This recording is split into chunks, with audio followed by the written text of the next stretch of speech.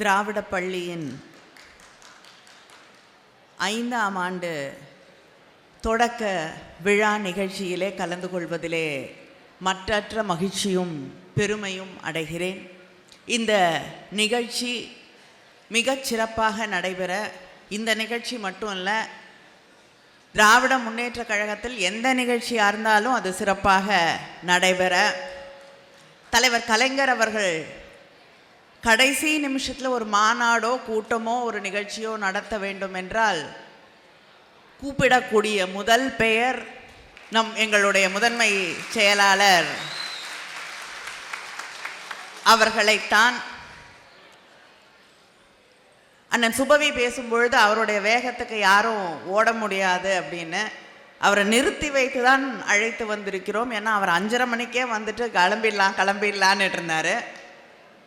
அந்த அளவிற்கு உழைக்கக்கூடிய ஒரு மனிதன், தன் மக்களை புரிந்து வைத்திருக்கக்கூடிய ஒரு மனிதன், தலைவர் கலைஞர் அவர்களிடம் பாடம் படித்த அவரது அன்பிற்கும் நம்பிக்கைக்கும் இன்று நம்முடைய முதலமைச்சராக இருக்கக்கூடிய அண்ணன் தளபதியின் அன்பிற்கும் நம்பிக்கைக்கும் உரியவராக இருக்கக்கூடிய அமைச்சர் நேரு அவர்களே,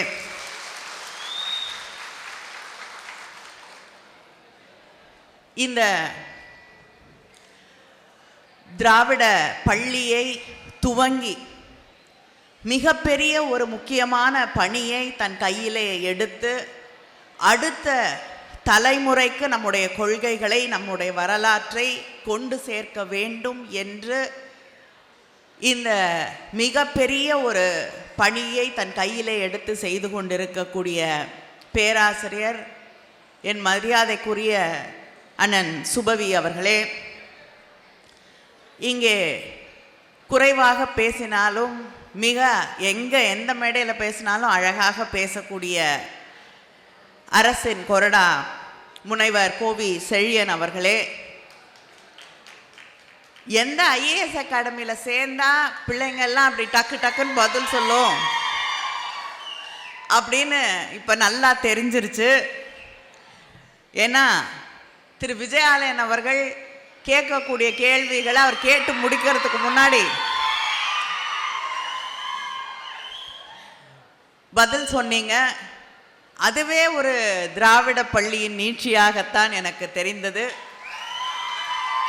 அவருக்கு என்னுடைய வாழ்த்துக்களை தெரிவித்துக் கொள்கிறேன். இந்த நிகழ்ச்சியிலே முன்னிலை வகித்து கொண்டிருக்கக்கூடிய சிற்பி செல்வராசு, சிங்கராயர், எழில் இளங்கோவன், பெல் ராஜன், செல்வின், ஷேக் தாவூத், மகாலட்சுமி, வெற்றி செல்வன், திராவிட செல்வன், வரவேற்புரை வழங்கி இருக்கக்கூடிய பொள்ளாச்சி உமாபதி, தொகுப்புரை வழங்கி கொண்டிருக்கக்கூடிய கார்த்தி, நன்றி உரை வழங்க இருக்கக்கூடிய மதிவாணன், மாவட்ட திராவிட முன்னேற்ற கழகத்தின் மாவட்ட கழக செயலாளர்கள் தியாகராஜன், வைரமணி அவர்களே, மேயர் அன்பழகன் அவர்களே, சட்டமன்ற உறுப்பினர் ஸ்டாலின் குமார் அவர்களே, மாவட்ட பஞ்சாயத்து தலைவர் தர்மன் ராஜேந்திரன் அவர்களே, மாவட்ட மகளிர் அணி அமைப்பாளர் கவிதா அவர்களே, மாவட்ட மகளிர் தொண்டரணியின் அமைப்பாளர் மதனா அவர்களே, மாவட்ட துணை செயலாளர் முத்துசெல்வன் அவர்களே, மாவட்ட அவைத் தலைவர் அம்பிகாபதி அவர்களே, இந்த நிகழ்ச்சியிலே கலந்து கொள்வதற்காக வந்திருக்கக்கூடிய மாணவியரே, மாணவர்களே, திராவிட முன்னேற்ற கழகத்தின் சகோதரர்களே, சகோதரிகளே, நம்முடைய அன்பு தலைவர் கலைஞரின் உயிரினும் மேலான அன்பு உடன்பிறப்புகளே, உங்கள் அத்தனை பேருக்கும் என்னுடைய வணக்கத்தை, நன்றியை நான் தெரிவித்துக் கொள்கிறேன். இன்று இந்த நாடு, இந்த சமூகம், இந்த உலகம் என்பது ஒரு பாதையை நோக்கி ஓடிக்கொண்டிருக்கக்கூடிய, இன்று ஆட்சி அதிகாரத்திலே இருக்கக்கூடியவர்களுடைய கொள்கையை மற்றவர்கள் மீது திணிக்கக்கூடிய மதவாத அரசியலை, ஜாதி அரசியலை, ஒரு பிரிவினையை உருவாக்கக்கூடிய அரசியலை தொடர்ந்து செய்து கொண்டிருக்கக்கூடிய ஒரு சூழலில் தான் இத்தனை மாணவர்கள், மாணவியர், இங்கே இருக்கக்கூடிய அத்தனை பேரும் நாம் நின்று கொண்டிருக்கிறோம். இந்த மத அரசியல், ஜாதி அரசியல், பிற்போக்குத்தனமான அரசியல் என்பது நாம் அதை கொள்கை ரீதியாக ஏன் எதிர்க்கிறோம் என்றால், எத்தனையோ போராட்டங்களுக்கு பிறகுதான் இந்த இடத்துல நம்ம நிற்கிறோம். இன்னைக்கு இத்தனை பெண்கள் பள்ளிக்கூடத்துக்கு போய் படிச்சுட்டு கல்லூரியில் படிக்கிறீங்கன்னா அதுக்கு பின்னாடி எத்தனை தியாகங்கள், எத்தனை போராட்டங்கள். தோளில் சீலை போடணும்னா அதுக்கு எவ்வளவு விலை கொடுக்க வேண்டி இருந்தது என்று அண்ணன் சுபவி அவர்கள் பேசும்பொழுது குறிப்பிட்டார்கள். நான் அதோடு சேர்த்து ஒரு சம்பவத்தை சொல்ல விரும்புகிறேன். அதே திருவிதாங்கூரில் இந்த பெண்கள், தாழ்த்தப்பட்ட சமூகங்களைச் சேர்ந்த பெண்கள் ஒரு வயதுக்கு பிறகு அவர்களுக்கு மார்பு, அதுக்காக ஒரு வரி போடுவாங்க. அந்த சகோதரிகள் மிக சாதாரணமாக ஏழை குடும்பங்களிலே பிறந்திருக்கக்கூடிய, ஒடுக்கப்பட்ட மக்களில் பிறந்திருக்கக்கூடிய குடும்பங்களைச் சேர்ந்தவர்கள். அங்கே போய் அதிகாரிகள் ஒவ்வொரு முறையும் அவங்க வீட்டில் உட்கார்ந்துக்கிட்டு வரியை வசூலிக்கிறேன் என்று உட்கார்ந்த பொழுது அவர்களால் ஒரு நிலைக்கு மேல் அதை தாங்க முடியவில்லை. காசு இல்லை கொடுக்கறதுக்கு, அவ்வளவு வறுமை. அப்பொழுது அதை எதிர்த்து ஒரு வீட்டில் போய் நங்கேலின்னு ஒரு பெண், அந்த பெண்ணுடைய சேர்த்தலால் இருக்காங்க அந்த பெண், அவங்க வீட்டு வாசலில் போய் அதிகாரி, நீ எனக்கு அந்த வரியை கொடுக்கணும், உன் மார்பகத்தைக்கான வரியை நீ தர வேண்டும் என்று சொல்ல போது அவளால் அதுக்கு மேலே பொறுமையாக இருக்க முடியல. நேராக உள்ள போறா. ஒரு வாழை இலையை எடுத்து வைத்து தன் 2 மார்பகங்களையும் வெட்டி அந்த வாழை இலையிலே வைத்து கொண்டு வந்து போதுமா என்று அந்த அதிகாரி, அரசு அதிகாரியின் கையிலே கொடுத்து விட்டு அந்த குருதி கொட்டியதால் கொஞ்ச நேரத்தில் அவர் மாண்டு போகிறார். இத்தனை விலையை கொடுத்து தான் இன்னைக்கு நம்ம இந்த இடத்துல இத்தனை பெண்கள் அமர்ந்திருக்கிறீர்கள், இங்கே இத்தனை பேர் படிக்கக்கூடிய வாய்ப்பு கிடைத்திருக்கிறது என்றால் இந்த தியாகங்களை எல்லாம் நாம் மறந்து விடக்கூடாது. இன்னைக்கு நம்ம கையில் ஒரு பொருள் இருக்கு, யார் வேணாலும் படிக்கலாம். ஒன்றிய அரசாங்கம், பிஜேபி அரசாங்கம் புதிய கல்விக் கொள்கையை கொண்டு வராங்க. அதை தமிழ்நாட்டு மேலே திணிக்கணும்னு கங்கணம் கட்டி கொண்டு செயல்படுகிறார்கள். ஆனால் அவங்க இன்னும் 30 வருஷம் பொறுத்து என்ன பர்சன்டேஜ், என்ன சதவிகிதம் கல்லூரிக்கு போகக்கூடிய மாணவர்களை உருவாக்க வேண்டும் என்று நினைக்கிறார்களோ அதை எப்பொழுதோ கடந்து விட்ட மாநிலம் தமிழ்நாடு. புதிய கல்விக் கொள்கையை நியாயமா நம்ம எழுதி அவங்களுக்கு கொடுக்கணும் இல்லையா? அவங்க பள்ளிக்கூடத்தெல்லாம் நிறைய மாணவர்கள் இல்லைன்னா பள்ளிக்கூடத்தை மூடணுமா, மூடி எல்லாத்தையும் கொண்டு வந்து ஒரு இடத்துல வைக்கணுமா? தமிழ்நாடு ஒரு மாணவனோ மாணவியோ இருந்தால் கூட அந்த பள்ளியை மூடாமல் நடத்தக்கூடிய மாநிலம் தமிழ்நாடு. அந்த பிள்ளைக்கு சிரமம் இருக்கக்கூடிய கூடாது, கல்வி போய் சேர வேண்டும். மலையில் இருந்தாலும் சரி, எங்கே இருந்தாலும் சரி, ஒரு குக்கிராமத்தில் யாருமே போக முடியாத இடத்துல கூட அங்கே ஒரு பள்ளியை உருவாக்கி அந்த மாணவர்களுக்கு கல்வி செல்ல வேண்டும் என்று நினைக்கக்கூடிய மாநிலம் தமிழ்நாடு. அதுதான் திராவிடம். தலைவர் கலைஞர் அவர்கள் ஒரு காலகட்டத்தில் பெண்களை நிச்சயமாக வெளியூருக்கு அனுப்பி படிக்க வைக்க மாட்டாங்க. பள்ளிக்கூடம் முடிச்சிட்டுச்சிங்கன்னா வீட்டில் வச்சுக்கணும். பள்ளிக்கூடம் முடிக்கிறதே பெரிய விஷயம். அதே போல் ஆண்களாக இருந்தாலும் வசதி வாய்ப்பு இல்லைன்னா வெளியூரில் போய் படித்து யார் வீட்லேயும் தங்க முடியாது. சில பேருக்கு எல்லா ஊர்லேயும் சொந்தக்காரங்க இருப்பாங்க, அதனால் போய் தங்கி படிக்க முடியும். நிறைய குடும்பங்களில் யாரும் இருக்க மாட்டார்கள். வசதி வாய்ப்பு இல்லாத குடும்பங்களிலே ஒதுக்கப்பட்ட சமூகங்களில் இருக்க மாட்டாங்க, போய் படிக்க முடியாது. அதனால் நீ போய் படிக்கிறதுக்கு அலைய வேண்டாம், உங்க ஊருக்கு பக்கத்திலேயே நான் கல்லூரியை கட்டுகிறேன் என்று கொண்டு வந்த தலைவர் கலைஞர் அவர்கள். அதனால யாரும் சொல்ல முடியல, நீ வெளியூருக்கு போய் படிக்காதம்மா, உன்னை அங்கே அனுப்ப முடியாது, இங்கே அனுப்ப முடியாது, வசதி இல்லை, என் வீட்டு பிள்ளையை படிக்க வைக்க முடியவில்லை என்று சொல்லக்கூடிய நிலை உருவாகாமல் இன்று அந்த 50% தாண்டி கடந்து நிற்கக்கூடிய மாநிலமாக தமிழ்நாடு இருக்கிறது என்றால் இதை பற்றியெல்லாம் சிந்தித்து செயல்பட்ட திராவிட தலைவர்கள் தான் அதற்கு காரணம். இதெல்லாம் நம்ம தெரிஞ்சுக்கணும். என்னென்ன தியாகங்கள், என்னென்ன திட்டங்கள், என்னென்ன சிந்தனைகள், இதெல்லாம் இன்னைக்கு நம்மளை கொண்டு வந்து இந்த இடத்துல நிறுத்தி இருக்கு என்று தெரிந்து கொண்டால்தான் முன்னைக்கு நமக்கு கையில் கிடைச்சிருக்கக்கூடிய இந்த உரிமை, இந்த சுயமரியாதை, இந்த சமூகத்தில் நமக்கு கிடைத்திருக்கக்கூடிய ஒரு மதிப்பிற்கக்கூடிய இடம், அதை நாம் பொக்கிஷமாக பாதுகாக்க முடியும். ஏதோ சும்மா வந்துச்சு, ஒரு கம்ப்யூட்டரில் முன்னாடி உட்காந்துக்கிட்டு எதுக்கு இந்த ஜாதி, எதுக்கு ஜாதி சர்டிஃபிகேட்டு, நிறைய ஸ்கூலில் கேட்பாங்க. அரசாங்கம் தானே ஜாதியை திணிக்குது அப்படின்னு. எப்படி? நீங்கள் தானே ஜாதி சான்றிதழ் கேட்குறீங்க. ஜாதி சான்றிதழ் உன்னுடைய ஜாதியை தெரிந்து கொள்வதற்கு கேட்கப்படுவது இல்லை.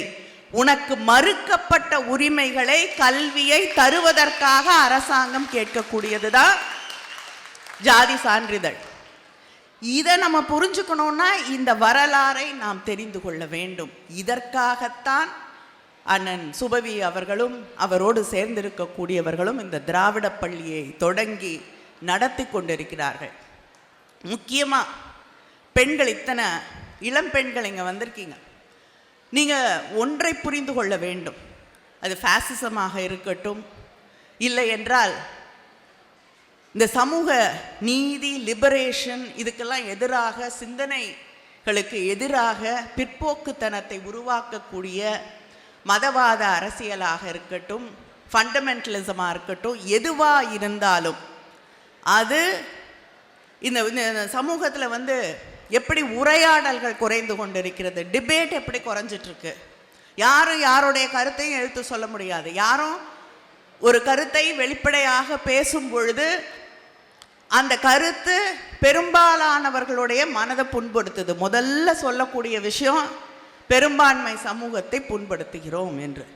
ஆனால் அவங்க வந்து தமிழர்களுடைய அத்தனை உணர்வுகளையும் புண்படுத்தக்கூடிய வகையிலே பேசுவார்கள். தமிழ்நாடுன்னு சொல்லாதேன்னுவாங்க. நம்ம புண்படலையா? பெண்களுக்கு எதிராக கருத்துக்களை சொல்லுவார்கள். ஒவ்வொரு முறையும் ஒன்றிய பாஜக பெண்களுக்கு ஒரு அநீதி இழைக்கப்படும் பொழுது, பாலியல் பலாத்காரம் நடக்கும் பொழுது அவர்கள் சொல்லக்கூடிய சில கருத்துக்கள், அந்த பெண்கள் ஏன் செல்போன் வச்சுருந்தாங்க, அந்த பெண்கள் வந்து அந்த பெண் ஏன் அண்ணா என்னை விட்டுடுன்னு சொல்லலை, அண்ணான்னு சொல்லியிருந்தா விட்டுருப்பானா? இப்படி அந்த இனிமேல் பெண்கள் வீட்டை விட்டு வெளியில் போகக்கூடாது. இதையெல்லாம் பிஜேபியில் இருக்கக்கூடிய தலைவர்கள் தொடர்ந்து சொல்லி கொண்டிருக்கக்கூடிய கருத்துக்கள். அதனால் இந்த எந்த விதமான அடிப்படை வாதமும் பெண்களுக்கு எதிரான ஒரு விஷயமாகத்தான் மாறும். முதல்ல பாதிக்கப்படுறது பெண்கள் தான் என்பதை நீங்கள் புரிந்து கொள்ள வேண்டும். உங்களுடைய உரிமை, உங்களுடைய கல்வி, இன்னைக்கு எத்தனையோ போராட்டங்களுக்கு பிறகு பெண்கள் பெற்றிருக்கக்கூடிய வேலைக்கு போகக்கூடிய அந்த சுதந்திரம், உங்களுடைய உடைகளை நீங்களே தேர்ந்தெடுக்கக்கூடிய ஒரு அளவுக்கு தேர்ந்தெடுக்கலாம். எல்லாரும் சுடிதாரில் தான் வந்திருக்கீங்க. ஏதாவது இருக்கா ரெஸ்ட்ரிக்ஷன்ஸு? காலேஜில் சுடிதார் தான் போடுமா? அப்படியா? துப்பட்டாவோட இல்லை? பாய்ஸ் இல்லை காலேஜில் இல்லையா? இருக்காங்களா? அவங்களுக்கு என்ன ட்ரெஸ்ஸு? வேஷ்டி சட்டை, இந்தியன் ட்ரெஸ் ஏதாவது இருக்கா? இல்லைல்ல. அதுதான் பெரியார் என்ன சொன்னார்னா, உன்னுடைய உடையை, உனக்கு வசதியான உடையை நீ தீர்மானி.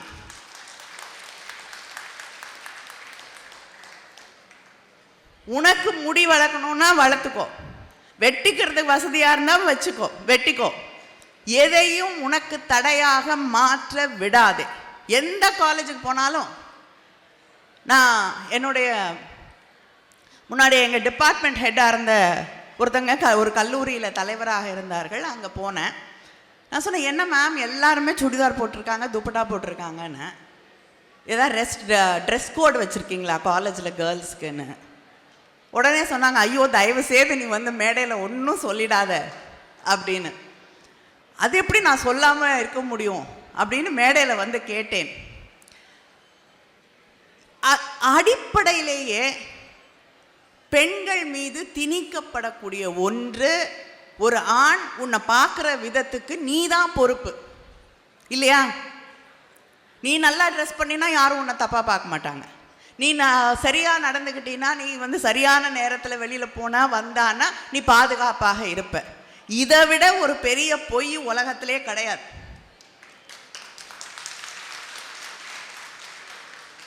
அதனால் தயவு செய்து இந்த பெண்களுக்குன்னு தனியாக ட்ரெஸ் கோடெல்லாம் உருவாக்குறத தயவு செய்து விடுங்க.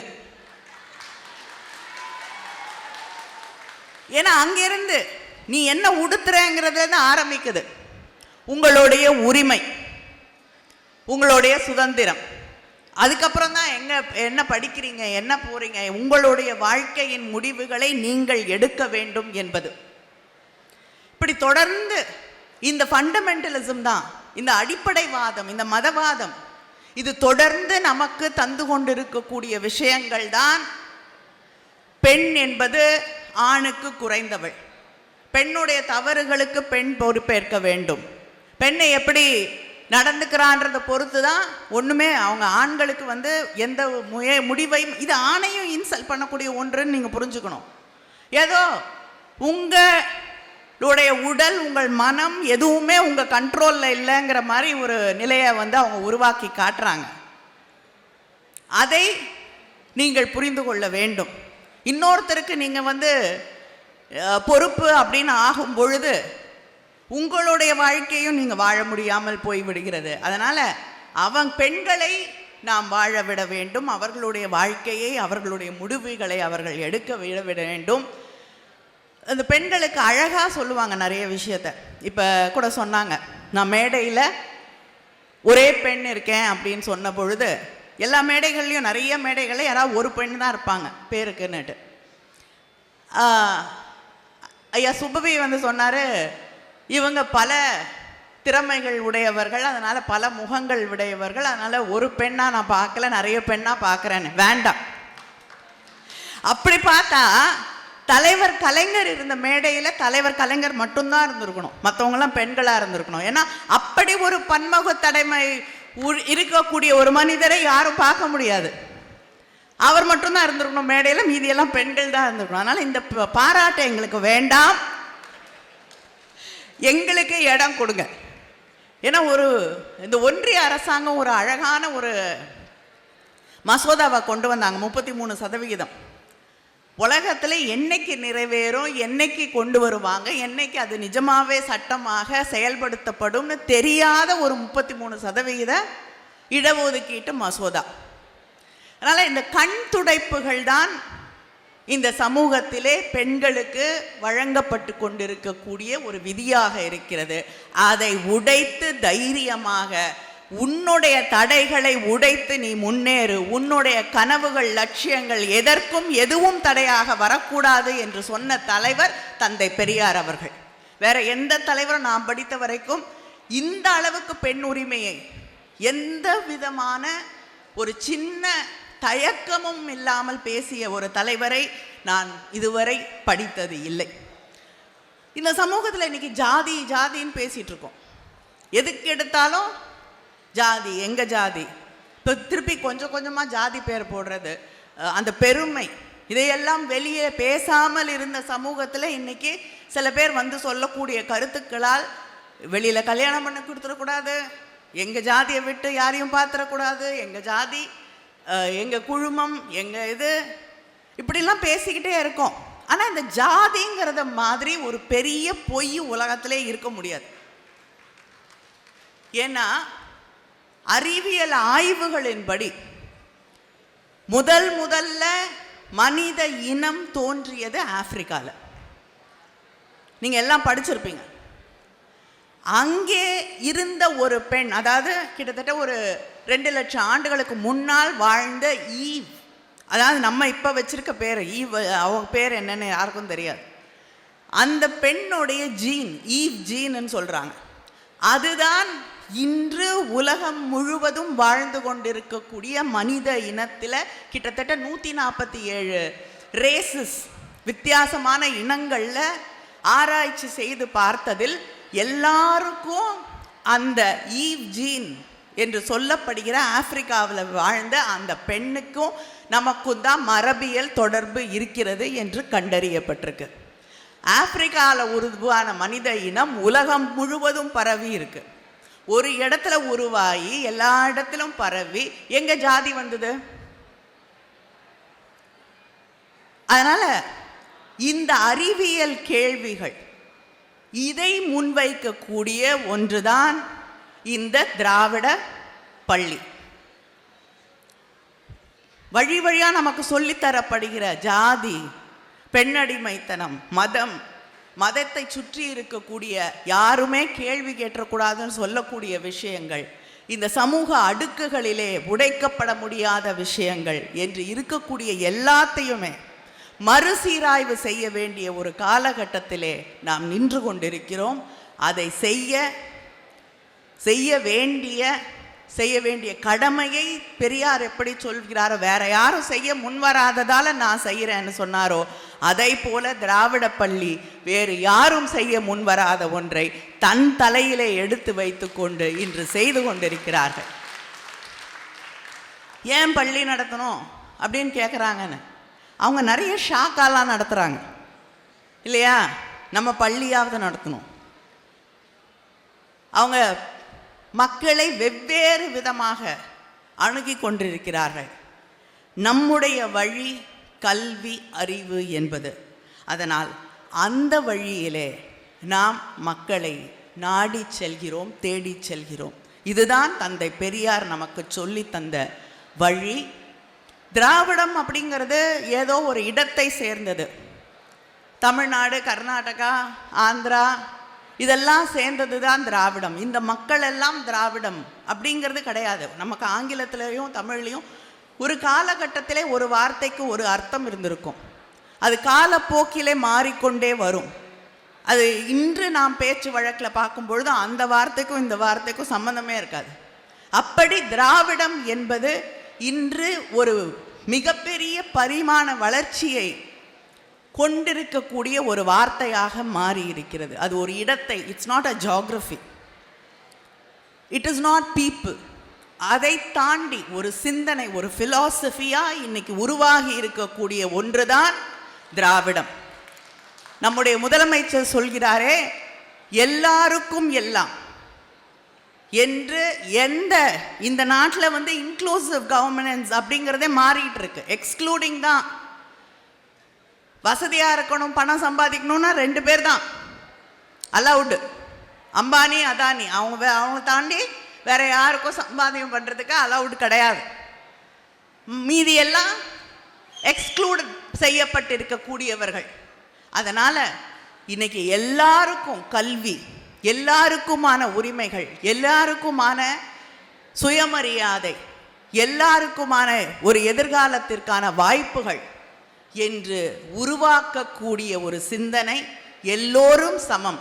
அது ஆணாகட்டும், பெண்ணாகட்டும், எந்த இடத்தில் பிறந்தவர்களாக இருக்கட்டும், எந்த இனத்தில் பிறந்தவர்களாகட்டும், எல்லோரையும் மனிதர்களாக நேசிக்கக்கூடிய ஒன்றுதான் திராவிடம்.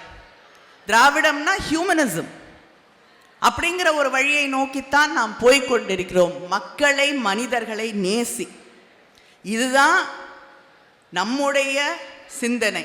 தமிழர்கள் இன்னைக்கு எந்த காலத்திலும் கேள்வி கேட்காம இல்லை. இங்க இருக்கக்கூடிய மாணவர்கள்கிட்ட சொல்றேன், போய் சித்தர் பாடலை படிங்க. அவங்க கேட்காத கேள்வி கிடையாது. ஜாதி எதிர்ப்பு, அதுல இல்லாத ஜாதி எதிர்ப்பு கிடையாது, கடவுள் மறுப்பு கிடையாது. அப்பலேருந்து கேள்வி கேட்ட சமூகம் இன்றும் கேள்வி கேட்டு கொண்டிருக்கிறது. தொடர்ந்து கேட்க வேண்டும் என்பதற்காகத்தான் இந்த திராவிட பள்ளி இங்கே நடத்தப்படுகிறது. உங்க கையில் தமிழ்நாட்டின் எதிர்காலம், நாம் தேடி பெற்ற, போராடி பெற்ற உரிமைகள் அத்தனையும் உங்கள் கைகளிலே இருக்கிறது. அதை காப்பாற்ற வேண்டிய கடமை, கடப்பாடு உங்களிடம் இருக்கிறது.